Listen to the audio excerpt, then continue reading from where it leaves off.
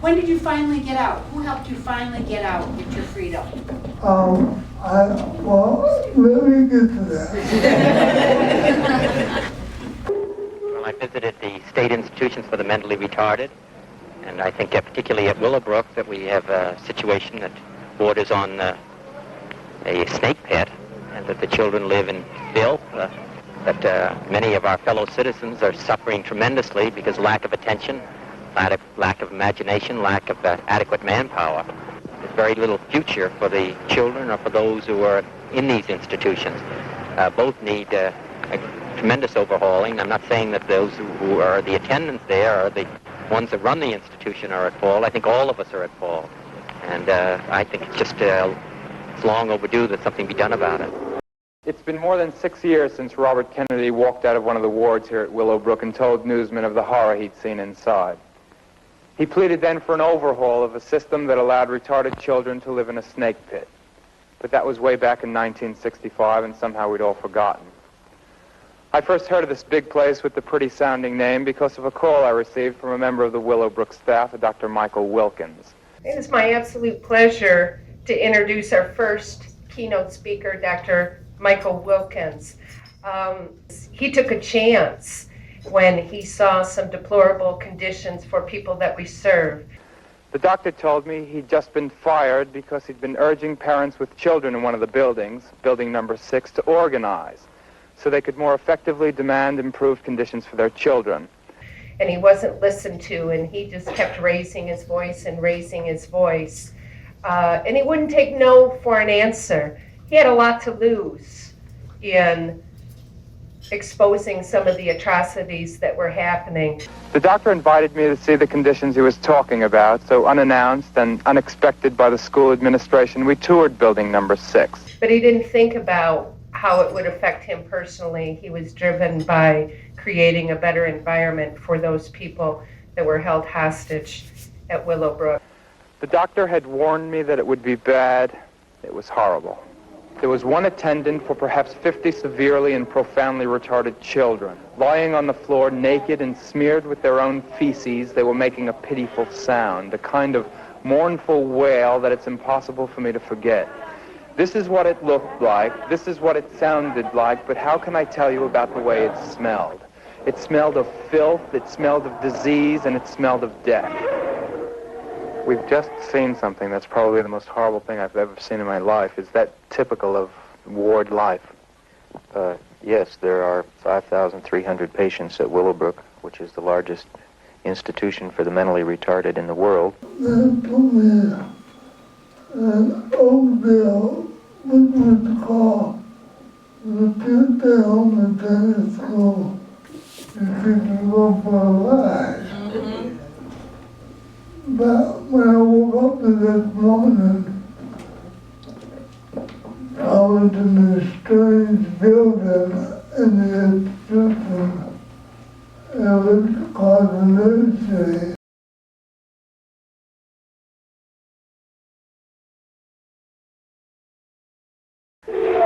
The ones that we saw were the most severely and profoundly retarded. There are thousands there like that. Not going to school, sitting on the ward all day. During all the time, it wasn't unusual to see people eat their own feces, or paint on the wall, or throw at each other. I had to put up with that. Not being talked to by anyone, only 1 or 2 or 3 people to take care of 70 people on the ward, sharing the same toilet, contracting the same diseases together. The whole environment was terrible. I was with them, my own enemy, you know. 100% of patients at Willowbrook contract hepatitis within 6 months of being in the institution. But they kept an eye on you, and if you did anything bad, they would punish you. Most patients at some time in their life have parasites. The incidence of pneumonias and, is greater than any other group of people that I think exist in this country. I thought I would die there because people die all the time there. Trauma is severe because these patients are left together on a ward, 70 retarded people, basically unattended, fighting for a small scrap of paper on the floor to play with. So it was normal for somebody to be isolated from their family in those places. Well, yeah, and I met my dad for the first time in 1965, and in 1971 for the first time I met my mom, and they were difficult. They were asking a lot of questions. And my mom said, why do we have to talk about this? Did you want to know? We can talk about. Yeah, she was feeling guilty. I'm just kind of wondering, like, since you didn't like really meet any of your family members or anything, and you were going through such hardships, what kind of kept you going through all that? What were you looking forward to? My grandmother. Your grandmother? Oh, that's awesome. So I knew I had brothers and sisters because my grandmother kept me informed. And she would also write me letters all the time. Fighting for the attention of the attendants who are overworked, trying to clean them, feed them, clothe them. And the attendants that were supposed to take care of you, they were not very nice, were they? No, because they were there to keep the eye on That was their only job. and keep order. Right. And they would hit people, wouldn't they? And we don't down. Yep. Or give them drugs to keep them quiet. Wow. Give them drugs. And if possible, pay a little attention to them and work with them and develop their intelligence. But what in fact happens is that they go downhill. Your brain was perfectly fine. You understood everything that was going on around you, but they treated you like you were some sort of animal. It's so wrong. I remember the day I left this, somebody wanted to attend said, well, you're not going to make it. There was a big movement in the 70s to move people out. MORC was originally established by an act of the state legislature in 1972, designed to be a home for 650 people here in Clinton Township. And during its construction period, it became obvious to us that we had a mission to fulfill of providing services for people, and we started using small community settings as an alternative to the institution. Most people end up in the nursing home, or maybe a group home. Those smaller institutions proved so successful that when we built the facility itself, we limited the building to only 110 people, which was the maximum capacity that we ever had here. They're not like anyone else. The American dream is to own a house in the suburbs with nice people like yourself next door and kids like yours down the block. What do you make of those people who say, I have nothing against mentally retarded people, but not on my block? We had the same kind of mentality that was expressed and upheld for a long time when in neighborhoods where Jews were disallowed and where blacks were disallowed. I don't know that we really have a right to that kind of choice.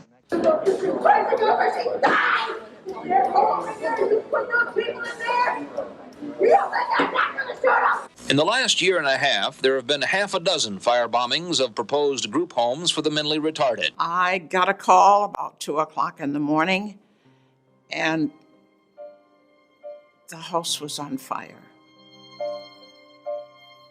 The neighbors made it very clear they were not going to have the blankety-blank retards living with them. The thought of a neighborhood unknowingly being guinea pigs to an experiment in placing aggressive individuals is intolerable. There were not experimental placements? Absolutely not. The neighborhood that he's referring to in Novi, I will admit we've had problems with. We've had problems in that neighborhood. We've had problems with two families in particular who have not liked the home. He does not point out, however, that most of the neighbors in that immediate vicinity have been accepting. As a matter of fact, when one neighbor complains, other neighbors are coming across the street with cakes and encouragement.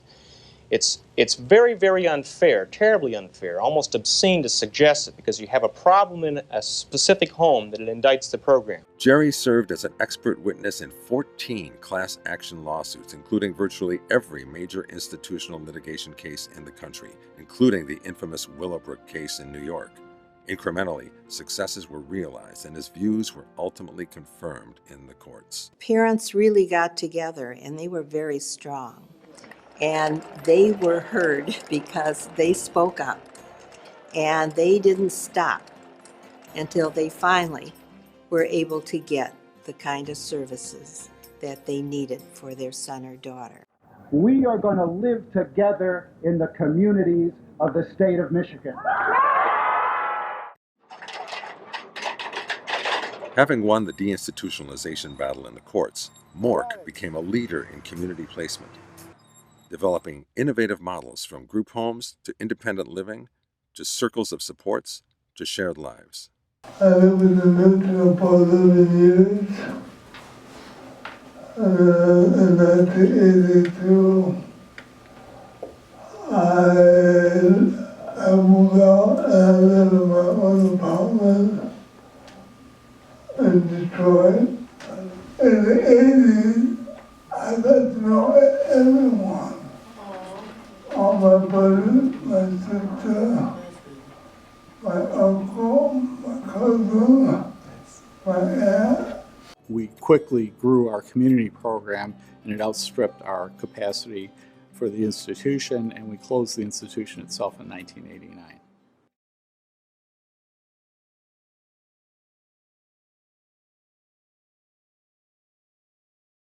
You are seeing images of one of our heroes and best teachers, Janet. Janet was institutionalized at the age of 2 and spent all of her formative years there.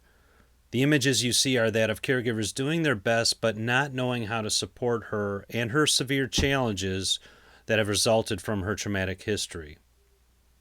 Janet's history includes the following. She was institutionalized from the age of 2 to 25. She wore wrist restraints round the clock and a full face shield. She was given large doses of controlled substances to control her. According to her medical team, she was a few years away from death if something didn't change. She detached her own retina due to self-injury, and she suffered a stroke resulting in the loss of function in her right arm.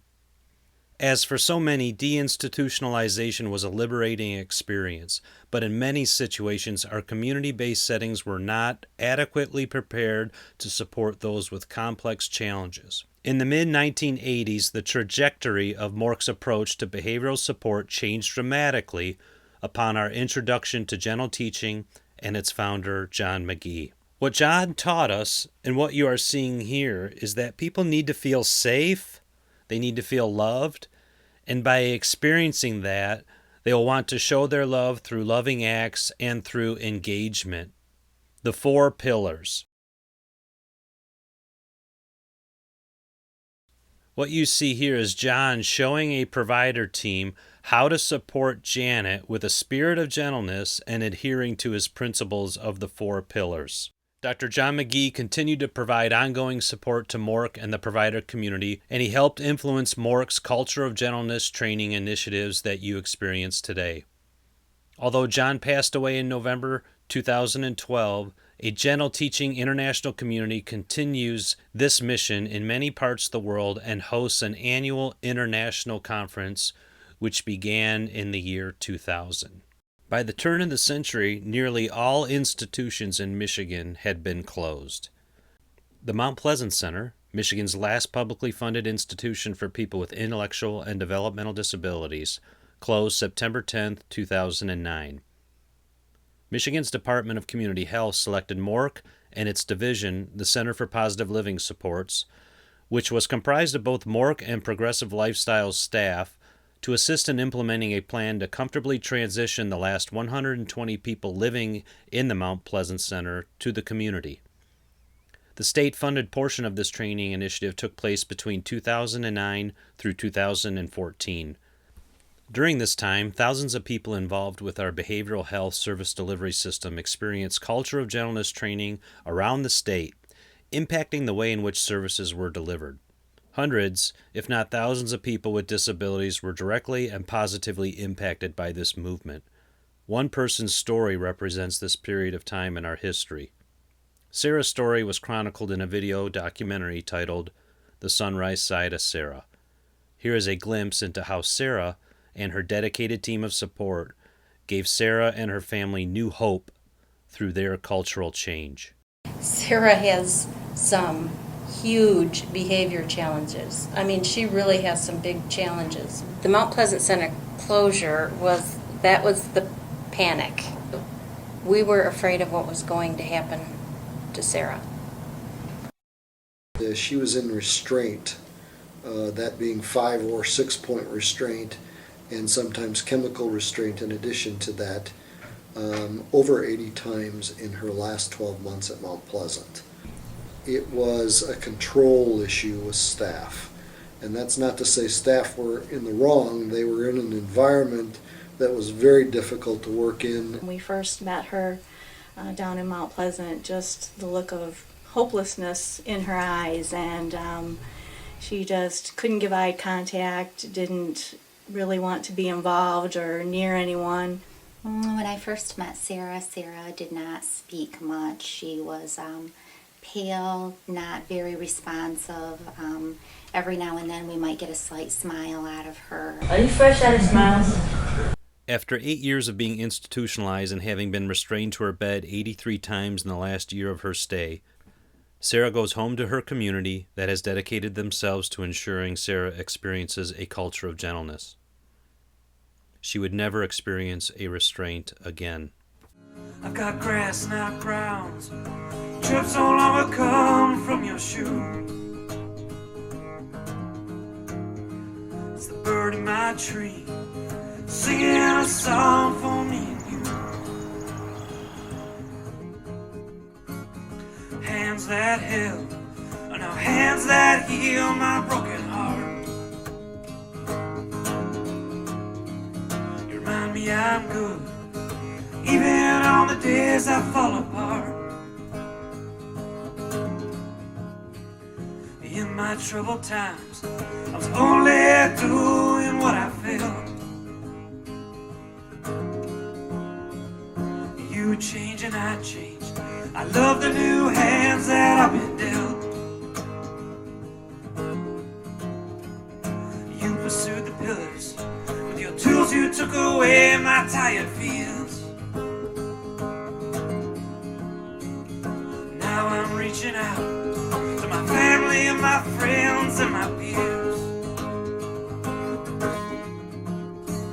The sunrise side of Sarah shines on the sunrise side highway.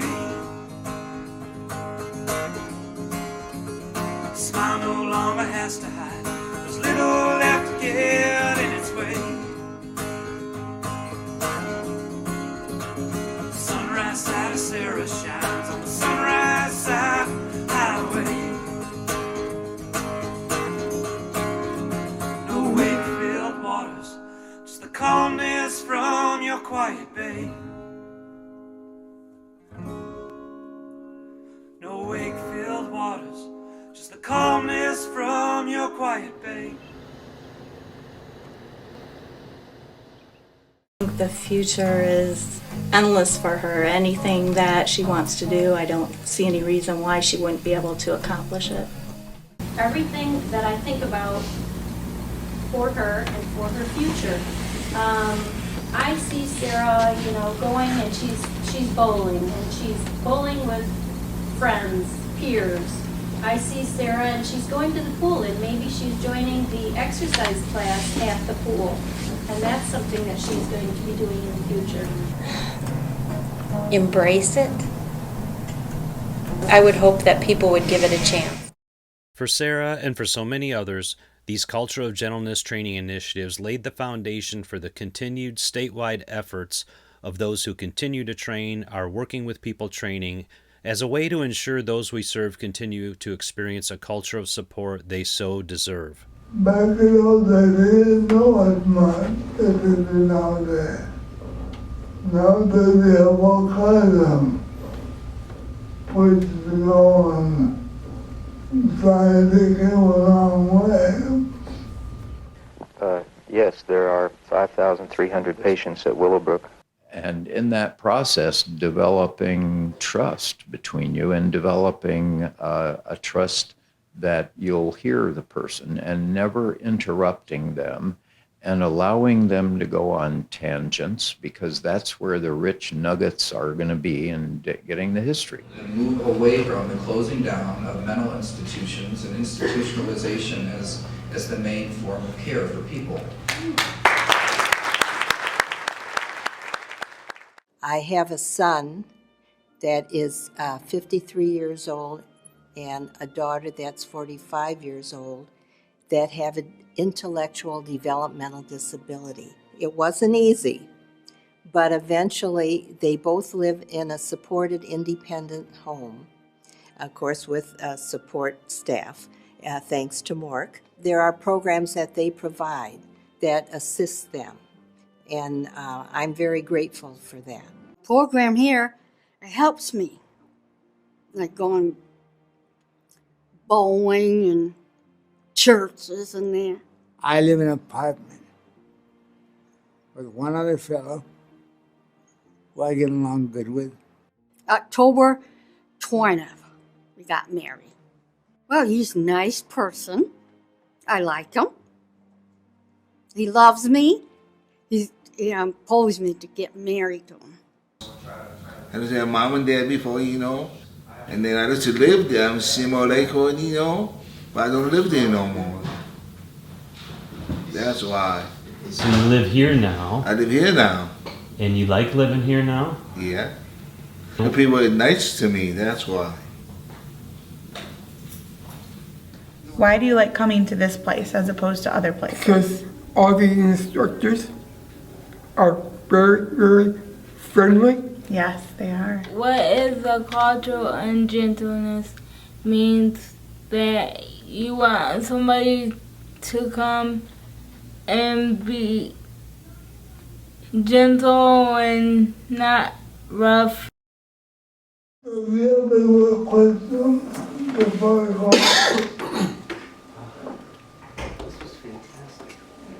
Yeah, that was really great. Thank you very much. Yes. I learned a lot. I really did.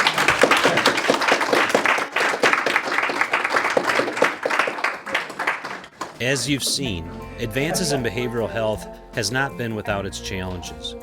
Our collective effort will influence our progress going forward. Know that your efforts are appreciated and are an integral role to the continued growth and development of our Culture of Gentleness movement.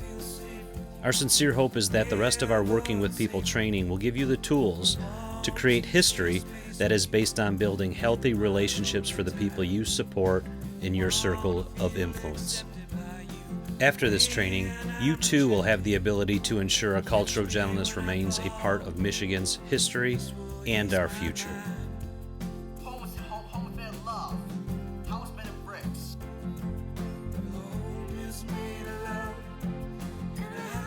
Made of bricks, better together.